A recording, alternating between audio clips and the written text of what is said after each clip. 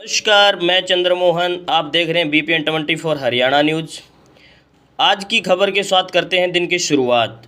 जैसा कि हरियाणा के अंदर 5 अक्टूबर को चुनाव हैं, बाकी कुछ ही समय बाकी रह गए हैं। विद इन एक वीक यानी एक हफ्ता बाकी शेष रहा है। तो आज हम बात करेंगे हरियाणा विधानसभा के आदमपुर हलके की। हरियाणा में आदमपुर हलके को चौधरी भजनलाल जी का गढ़ माना जाता है। जैसे कि कांग्रेस का टिकट वितरण हुआ था, उस दिन ऐसे लग रहा था कि आदमपुर के अंदर एक कमज़ोर कैंडिडेट को उतार दिया कांग्रेस ने।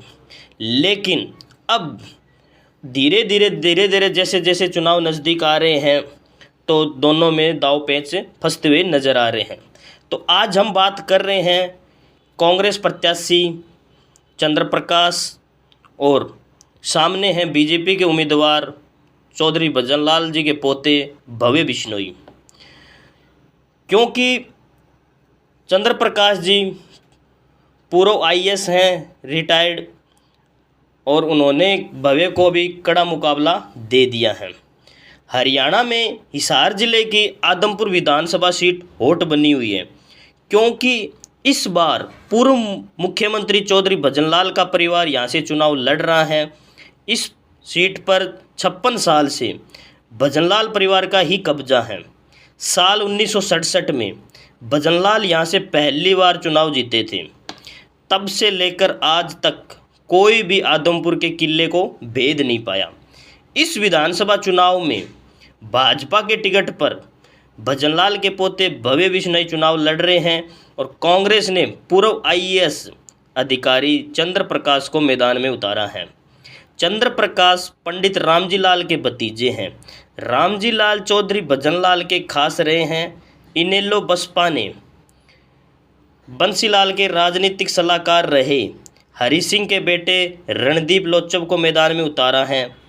इसके अलावा जजपा, आज़ाद समाज पार्टी ने कृष्ण गंगवा और आम आदमी पार्टी ने भूपेंद्र सिंह बेनीवाल को उम्मीदवार बनाया है। आदमपुर विधानसभा पर करीब 1,78,000 वोटर हैं। इसमें से पुरुष मतदाता 94,940 हैं, महिला मतदाता 93,708 हैं। इस सीट पर जाट और OBC वोटर निर्णायक भूमिका में रहते हैं। आदमपुर में चुनाव का माहौल जानने के लिए जैसे जैसे हम हर गांव में जा रहे हैं, यहाँ विकास का मुद्दा सबसे बड़ा है। अभी यहाँ कांग्रेस और भाजपा का मिला जुला असर दिख रहा है। लोग भजनलाल परिवार के पक्ष में, लेकिन कुछ बदलाव की भी मांग कर रहे हैं। उनका कहना है भजनलाल परिवार ने यहाँ कोई काम नहीं कराई, इसलिए इस बार कांग्रेस का माहौल है।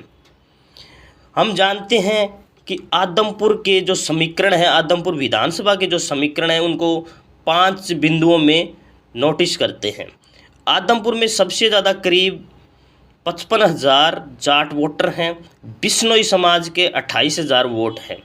OBC में बिश्नोई समाज के वोट हटाकर देखें तो 29,000 वोट हैं। इनमें से ज़्यादा 8200 यानी 8,200 जांगड़ा और कुम्हार जाति के हैं। कांग्रेस उम्मीदवार चंद्र प्रकाश जांगड़ा हैं और उन्हें अपनी जाति के अलावा जाट वोटरों का साथ मिल सकता है। इस सीट पर ब्राह्मण समाज के 5700 और वैश्य के 5,000 और पंजाबी समाज के 4,000 वोट हैं। पिछले चुनावों का ट्रेंड देखें तो तीनों समाज का रुख भजनलाल परिवार की तरफ रहा है। इसके अलावा बिश्नोई वोट भी एक तरफा भव्य की तरफ गए तो भाजपा को फ़ायदा होगा। शहर में समाज की तरफ लोगों का झुकाव है, जबकि ग्रामीण क्षेत्रों में कांग्रेस मजबूत दिख रही है।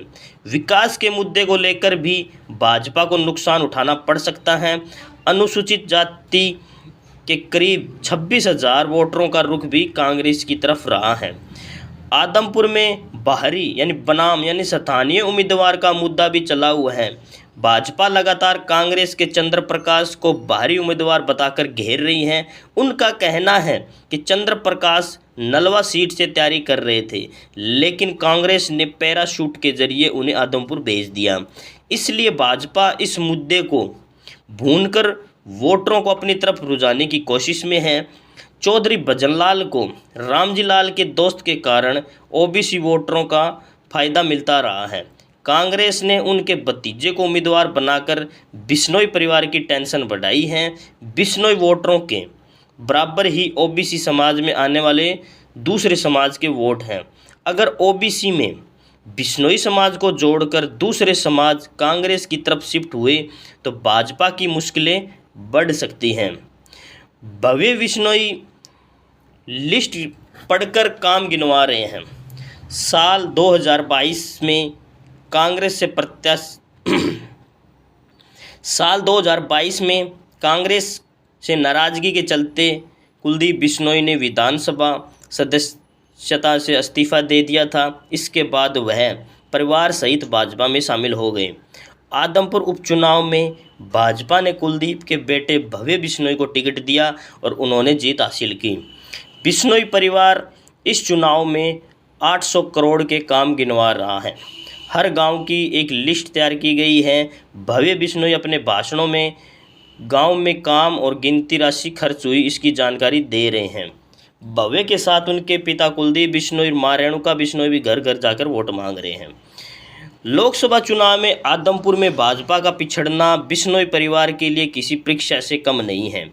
भव्य भजनलाल की पुरानी आड़त की दुकान का रेनोवेशन करवाकर उसे अपने निवास स्थान के तौर पर तैयार करवा रहे हैं। लोगों में मैसेज दिया जा रहा है कि भव्य बिश्नोई चुनाव जीतने के बाद पूरी तरह से ही आदमपुर में रहेंगे, जबकि कुलदीप बिश्नोई सेक्टर 15 में आवास में रहते हैं। चंद्र प्रकाश कुलदीप भव्य पर अनदेखी का आरोप लग रहे हैं। कांग्रेस उम्मीदवार चंद्र प्रकाश पूर्व आईएएस अधिकारी हैं। उनके पास प्रशासनिक कार्य का लंबा अनुभव है। वे ओबीसी समाज से आते हैं और ओबीसी समाज अभी तक भजनलाल परिवार के साथ रहा है। इस चुनाव में आधे ओबीसी वोटर का झुकाव कांग्रेस की तरफ है। चंद्र प्रकाश भी इस चीज़ को भुना रहे हैं। वह जातिगत आंकड़ों को तो साध ही रहे हैं, साथ ही क्षेत्र की बदहाली का मुद्दा भी उठा रहे हैं। वह ये प्रचार कर रहे हैं कि भजनलाल ने यहाँ इतने काम किए, लेकिन कुलदीप और भव्य ने इस क्षेत्र की अनदेखी की।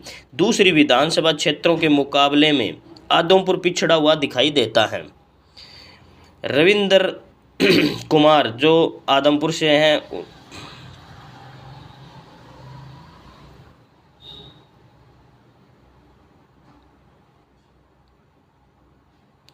आदमपुर में चर्चाएं चल रही हैं कि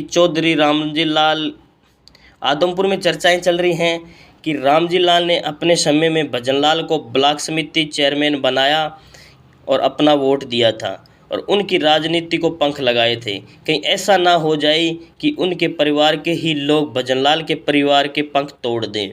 भजनलाल परिवार के खिलाफ पद का वोट कांग्रेस में आएगा। साथ ही जांगड़ा समाज से संबंध रखने वाले चंद्र प्रकाश अपनी जाति के वोट भी लेकर जाएंगे, जिससे नुकसान भव्य बिश्नोई को होगा।